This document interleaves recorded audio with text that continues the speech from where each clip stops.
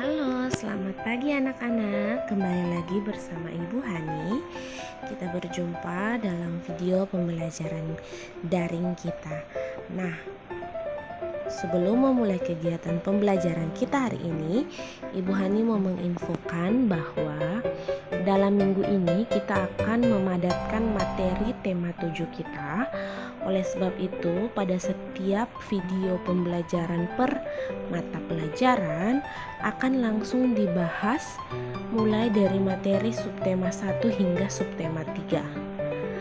Oleh sebab itu, Ibu harapkan anak-anak untuk lebih giat belajar lagi agar dapat memahami setiap materi yang Ibu sampaikan ya. Nah, dan untuk minggu depan jadwalnya itu kan minggu mandiri. Minggu mandiri akan ditiadakan dan akan digantikan dengan tetap video pembelajaran masuk tema 8. Nah, untuk tugas akan diberikan setiap kali video pembelajaran dibagikan. Oleh sebab itu, Ibu harap anak-anak dapat menyimak video pembelajaran ini dengan baik sehingga memudahkan anak-anak untuk mengerjakan setiap tugas-tugas yang Ibu berikan. Oke, sebelum kita memulai kegiatan pembelajaran, kita akan berdoa terlebih dahulu. Berdoa mulai. Berdoa selesai. Hari ini kita akan belajar pelajaran bahasa Indonesia tema 7, subtema 1, 2, dan 3. Ibu meminta anak-anak untuk menyiapkan buku tema 7 ya, KKS tema 7. Sudah siap?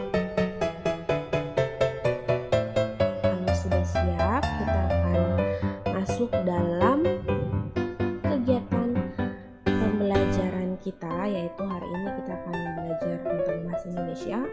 Materinya dari subtema 1, 2, dan 3.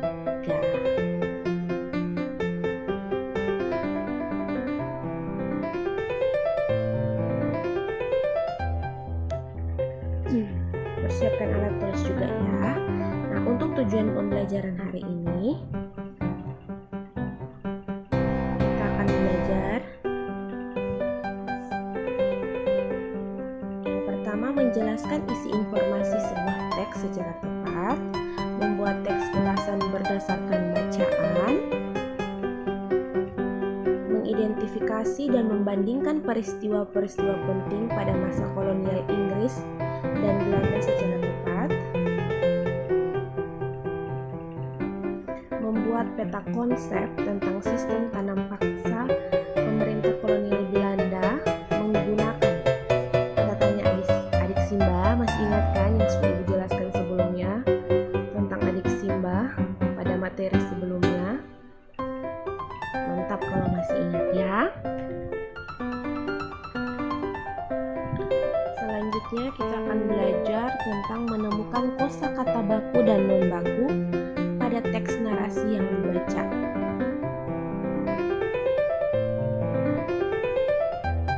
Dan yang terakhir kita akan membuat surat undangan resmi dan undangan tidak resmi.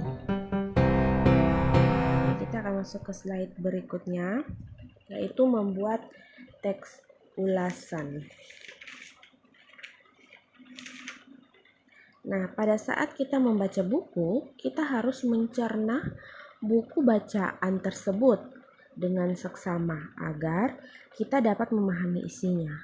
Nah, teks ulasan adalah teks yang berisi tentang sebuah ulasan atau review hasil penilaian terhadap sebuah karya, drama, film, atau buku. Nah, ulasan pada umumnya ditulis dalam bentuk artikel sehingga teks ulasan dapat disebut sebagai artikel ulasan. Nah, ulasan juga dapat dibuat Untuk karya-karya lain seperti artikel, karya sastra yang dimaksud yaitu cerpen atau cerita pendek, novel, drama, dan puisi. Serta juga ada karya seni. Karya seni yang dimaksud yaitu musik, tari, kriya, lukis, pertunjukan, dan juga film. Ya, itu adalah model dari teks ulasan. Nah, untuk lebih memahami tentang membuat teks ulasan, Ibu langsung memberikan latihan soal kepada anak-anak. Kenapa Ibu memberikan latihan soal? Karena jika kita berlatih, akan memudahkan kita untuk memahami materi yang kita pelajari. Anak-anak bisa buka pada LKS tema 7, subtema 1. Lihat ada bagian pembel 1 untuk bahasa Indonesia tentang teks kedatangan bangsa Barat. Sudah temukan teks kedatangan bangsa Barat? Ya, kalau sudah temukan, anak-anak bisa membaca cerita tersebut. Kemudian anak-anak membuat ulasan dari teks tersebut. Nah, di situ ada aktivitas yang perintahnya itu membuat kelompok, tapi tidak usah dibuat kelompok, anak-anak mandiri saja. Di situ ada tabel ulasan teks, ada nomor, ada ulasan teksnya, juga ada keterangan. Nah, nomor 1 di situ diminta ulasan teksnya itu judul teks. Yang kedua ada informasi teks. Yang ketiga ada pendapat anak-anak tentang teks yang anak-anak baca. Dan yang keempat ada saran dan juga kritik tentang teks tersebut. Jadi setelah anak-anak baca, ada saran atau kritik, boleh tulis pada kolom keterangan.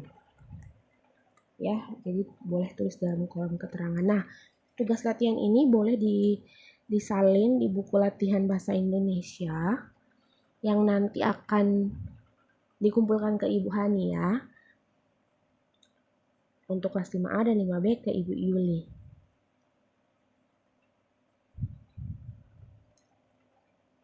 Jadi bisa dikerjakan tabel ulasan teksnya. Banyak berlatih supaya lebih gampang kita untuk memahami materi. Jangan pernah bosan-bosan ya, jangan pernah merasa capek atau lelah berlatih. Tetap semangat. Ya anak-anak, baca baik-baik teksnya, pahami betul inti teksnya, baru buat ulasan teksnya. Itu akan sangat memudahkan anak-anak untuk membuat ulasan teks.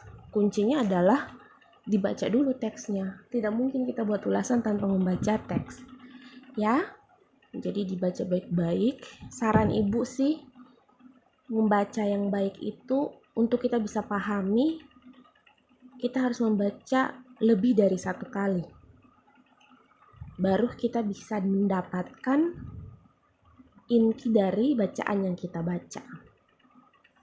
Jadi jangan bosan-bosan untuk membaca, kalau bisa 2 atau 3 kali lah ya. Oke, kita lanjut. Kita lanjut untuk mereview atau mengulangi pembelajaran yang sudah Ibu berikan pada pertemuan sebelumnya atau pada minggu sebelumnya ya. Ibu akan mereview tentang materi bahasa Indonesia juga ya. Masih dalam subtema 1. Ibu akan mereview tentang kata tanya. Anak-anak masih ingat kan tentang kata tanya adik Simba?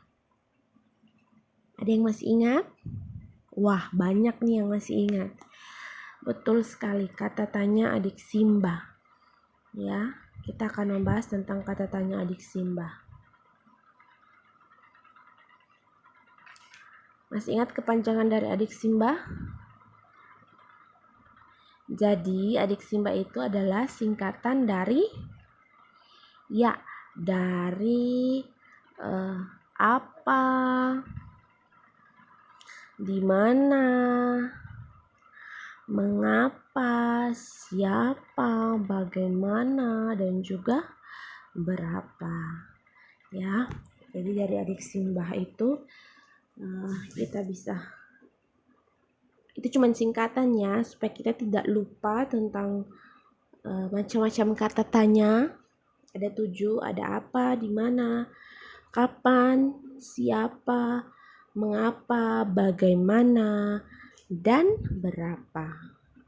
Ibu tidak lagi mengulang pengertian dari setiap kata tanya karena sudah dibahas pada video pembelajaran sebelumnya. Yang masih lupa, boleh buka lagi video pembelajaran ibu sebelumnya untuk mereview kembali atau mengingat kembali tentang arti dari setiap kata tanya. Nah, kata tanya ini akan berguna untuk kita dalam menemukan informasi penting dalam sebuah, ya betul sekali, dalam sebuah teks. Nah, kita mau lanjut ke pembelajaran selanjutnya ya.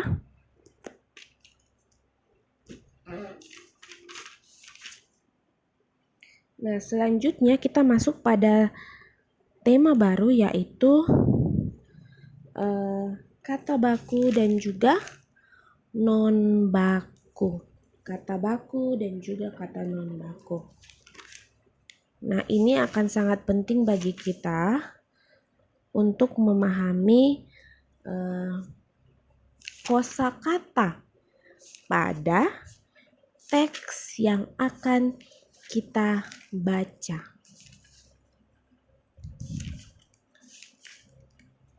Nah, kata baku adalah kata yang digunakan sudah sesuai dengan pedoman atau kaidah bahasa yang telah ditentukan. Kata baku merupakan kata yang sudah benar dengan aturan maupun ejaan kaidah bahasa Indonesia dan sumber utama dari bahasa baku yaitu Kamus Besar Bahasa Indonesia atau biasanya disebut dengan KBBI.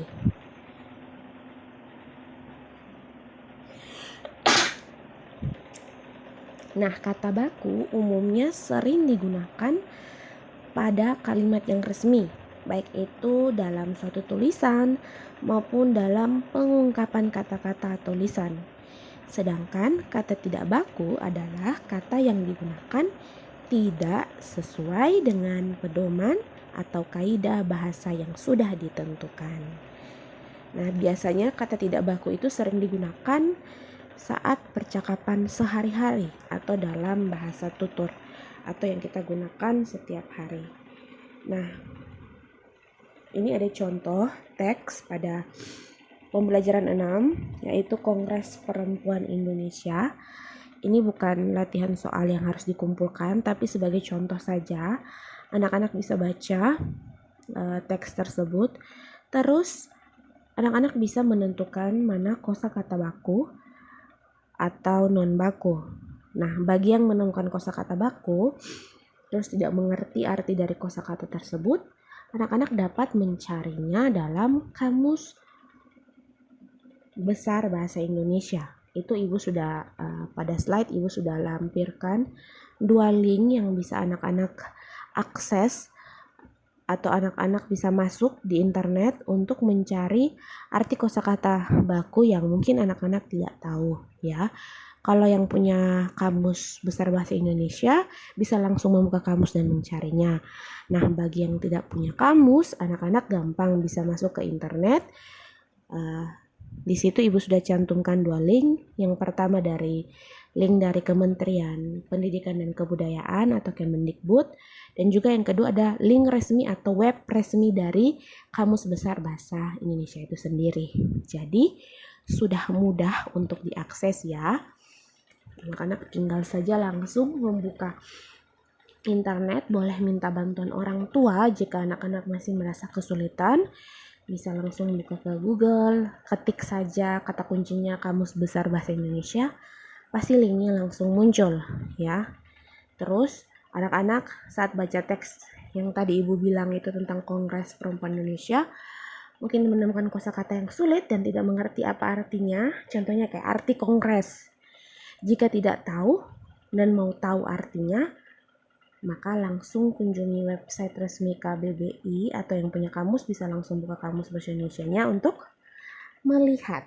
Nah, ini memperkaya atau menambah wawasan atau pengetahuan anak-anak lebih lanjut tentang kosakata-kosakata baru, sehingga saat membaca bacaan anak-anak bisa memahami bacaan tersebut dengan baik ya.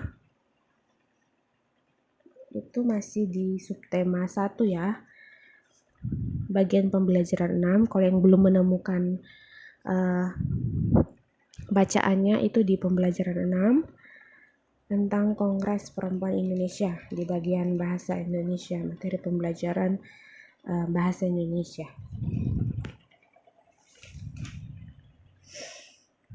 ya. Sudah temukan semua?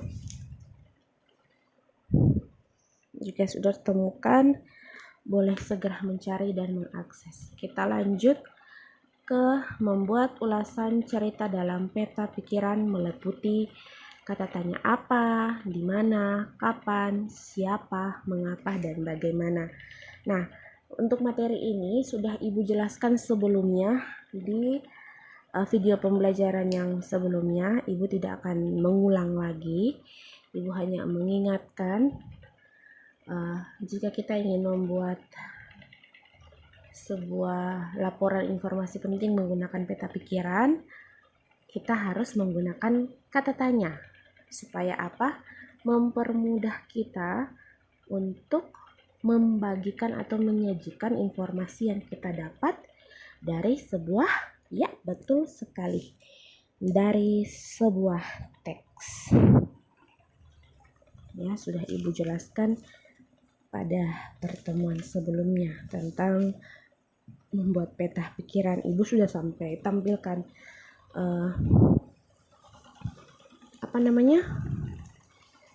Ibu juga sudah tampilkan contoh gambar dari peta pikiran ya, betul ya.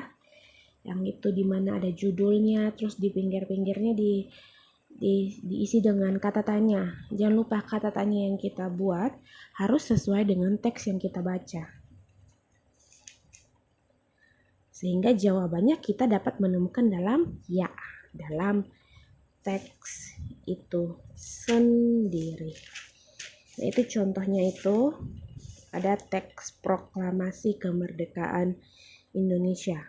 Coba anak-anak latihan sendiri, baca teks proklamasi kemerdekaan Indonesia, kemudian buat dalam bentuk peta pikiran atau peta pikiran menggunakan, ya betul sekali, menggunakan kata tanya. Apa, di mana, siapa, kapan, mengapa, dan bagaimana. Ya, jangan lupa ya, pertanyaan tersebut harus seputar dengan teks yang anak-anak baca. Tidak boleh membuat pertanyaan yang di luar teks, itu akan sangat membingungkan ya. Jadi tetap pertanyaan yang kita buat pada peta pikiran kita harus sesuai dengan teks yang kita baca. Sekarang teksnya itu adalah proklamasi kemerdekaan Indonesia, berarti pertanyaannya harus, ya betul sekali, harus seputar proklamasi kemerdekaan Indonesia. Ya, jangan sampai keliru, jangan sampai salah. Nah, sampai sini sudah paham? Jika sudah paham, kita lanjut ya ke pembelajaran selanjutnya, yaitu kita masuk dalam informasi penting. Informasi penting. Apa itu informasi penting? Nah, informasi penting adalah suatu informasi mengenai suatu hal yang sifatnya sebagai inti pokok dari topik tersebut. Sekali lagi, Informasi penting adalah suatu informasi mengenai suatu hal yang sifatnya sifatnya sebagai inti pokok dari topik tersebut. Nah, topik tersebut terdapat pada teks yang dibahas. Kemudian, informasi penting hampir sama dengan gagasan pokok atau pikiran utama dalam sebuah teks. Nah, karena dalam hal ini informasi penting memberikan informasi inti yang penting dan perlu diketahui dari suatu topik dalam teks yang sifatnya seperti penjelasan dari gagasan pokok dari teks tersebut juga.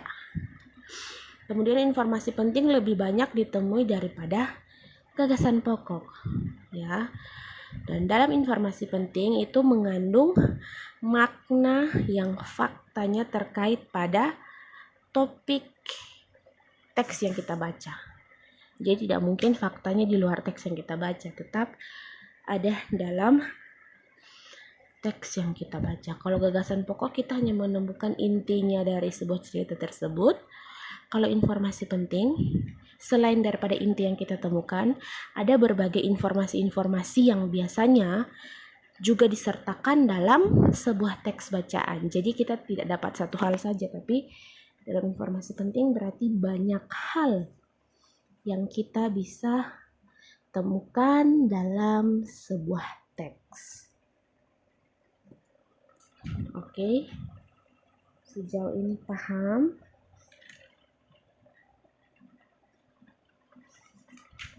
Tentang informasi penting.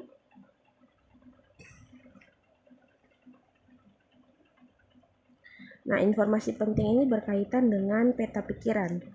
Jadi kita bisa dapat menuangkannya dalam bentuk peta pikiran.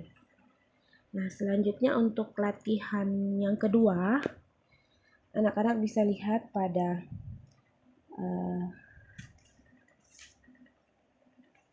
subtema 2, yaitu ada teks perjuangan mempertahankan kemerdekaan. Teks perjuangan mempertahankan kemerdekaan. Nah, itu tolong dibaca. Terus kemudian anak-anak tuliskan informasi penting apa saja yang anak-anak dapatkan dari bacaan tersebut. Tulisnya di buku tulis saja. Tulis kembali informasi penting saja ya yang anak-anak dapat dari teks perjuangan mempertahankan kemerdekaan. Terus yang kedua yaitu ada teks pengakuan kedaulatan Indonesia. Masih dalam subtema 2 ya, anak-anak bisa lihat teks tentang pengakuan kedaulatan Indonesia. Nah, dari teks tersebut anak-anak tidak hanya mencari informasi penting, tetapi anak-anak juga dapat mencari referensi atau informasi lain yang terkait dengan bacaan tersebut. Boleh cari di buku sejarah atau buku IPS, ataupun boleh tanya ke orang tua, atau boleh cari di internet. Nah, setelah anak-anak cari informasi tambahan tentang teks yang anak-anak sudah baca, digabungkan bersama dengan informasi penting yang anak-anak dapat dari teks pengakuan kedaulatan Indonesia, buatlah sebuah cerita lengkap.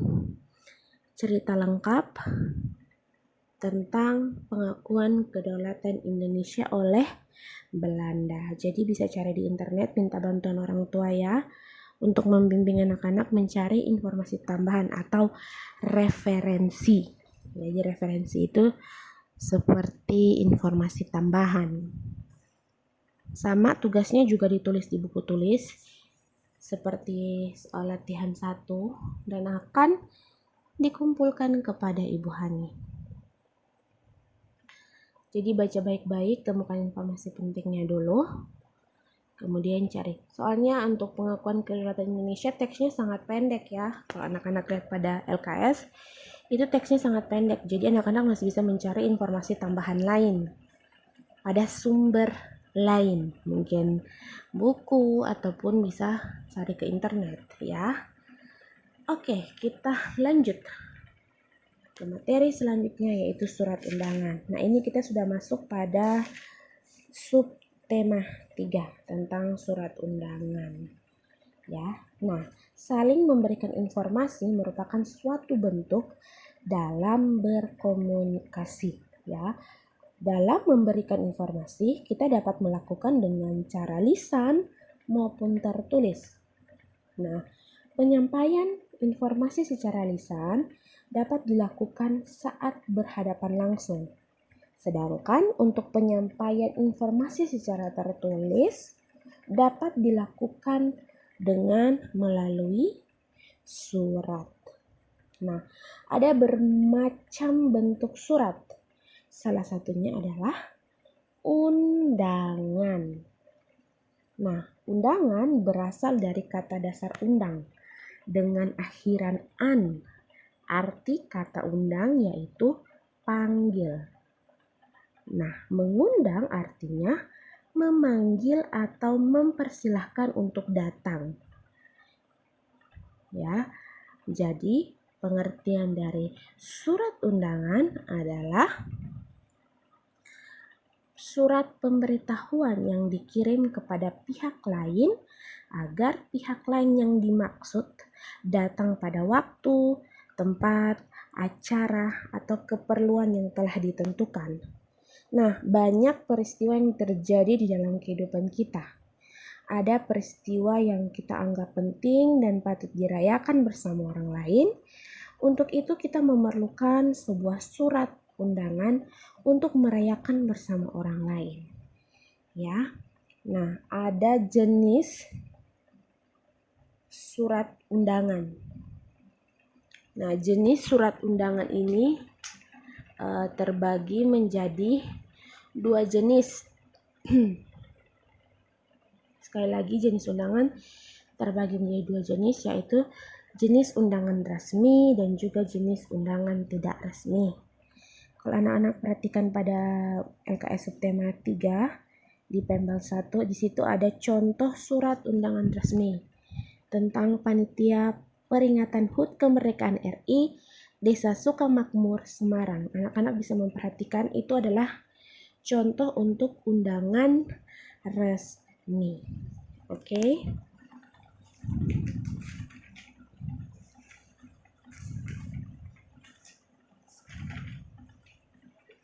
Kita masuk ke surat undangan resmi. Surat undangan resmi.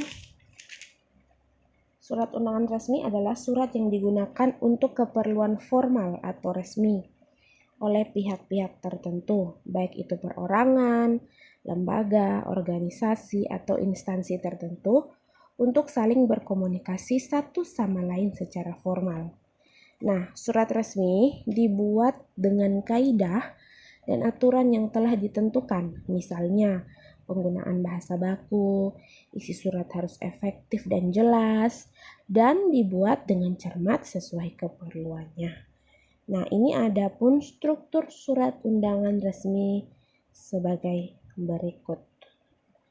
Kalau untuk membuat surat undangan resmi ada 6 struktur yang akan kita bahas. Yang pertama yaitu kop surat. Nah, kop surat merupakan bagian yang penting karena kop surat ini menunjukkan instansi surat undangan tersebut berasal. Jadi harus jelas kop suratnya. Yang kedua yaitu nama dan alamat pihak yang dituju. Nama dan alamat pihak yang akan diundang harus ditulis dengan lengkap dan jelas. Hal ini akan mengurangi kesalahpahaman. Contohnya, jika kita akan mengundang seorang direktur dari sebuah perusahaan dan kita tidak menyebutkan nama dari orang yang kita undang dan kita hanya menyebutkan nama perusahaan tempat orang tersebut bekerja saja, maka hal ini dapat menimbulkan kesalahpahaman kepada siapa tujuan yang ingin kita undang sebenarnya. Jadi nama dan alamat pihak yang dituju itu harus jelas. Yang ketiga ada isi surat. Isi dari surat memuat permohonan agar pihak yang bersangkutan berkenan untuk bisa menghadiri acara yang sudah kita selenggarakan atau acara yang sudah kita buat. Selanjutnya ada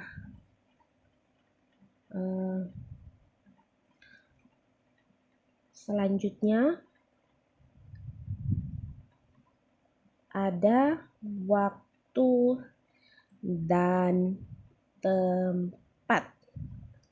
Ya, ada waktu dan tempat.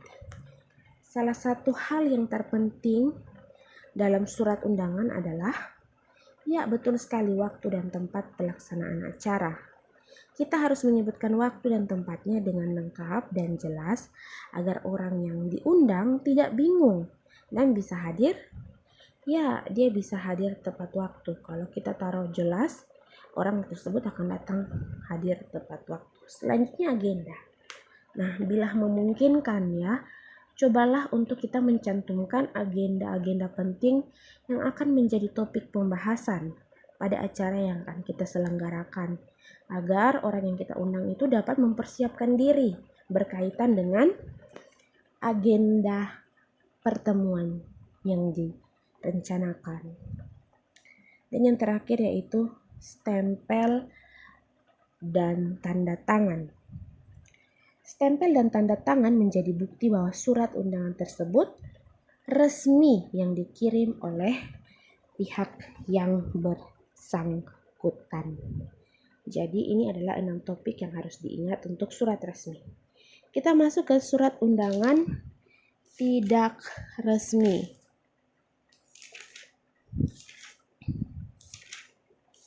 Nah, surat undangan tidak resmi adalah surat undangan yang ditulis oleh perorangan untuk mengajak seseorang agar datang ke sebuah acara. Sama seperti surat undangan resmi, ini juga ada syarat-syarat untuk kita menulis surat undangan tidak resmi ya. Jadi surat undangan tidak resmi pun juga ada karakteristiknya dalam penulisannya. Yang pertama, hari, tanggal, dan tempat acara harus jelas kita tulis supaya tidak membingungkan. Yang kedua, nama dan alamat penerima dan juga pengirim itu harus jelas. Dan yang terakhir, bahasanya yang digunakan harus sopan dan menarik. Ya, sopan dan menarik. Ya, itu adalah penjelasan singkat dari surat undangan resmi dan juga tidak resmi. Kita masuk ke latihan 3-nya, yaitu anak-anak, Ibu minta untuk membuat undangan resmi dan tidak resmi. Ibu sudah menentukan topiknya. Untuk undangan resmi, buatlah contoh undangan resmi yang ditujukan kepada kepala sekolahmu bahwa beliau akan menyampaikan sambutan pada kegiatan festival di pentas seni di sekolahmu. Jadi buat surat undangan resminya tentang kepada kepala sekolah ya. Dan undangan tidak resminya adalah anak-anak, buatlah sebuah undangan tidak resmi yang ditujukan kepada teman-temanmu untuk menghadiri acara ulang tahunmu. Jadi untuk bahasa Indonesia ada 3 latihan soal. Anak-anak dapat mengerjakan di buku latihan dan akan dikumpulkan ke Ibu Hani. Sekali lagi, jangan bosan-bosan dan mengeluh dengan tugas yang banyak, karena kita tidak ada lagi tugas mandiri, minggu mandiri maksudnya. Jadi Ibu harap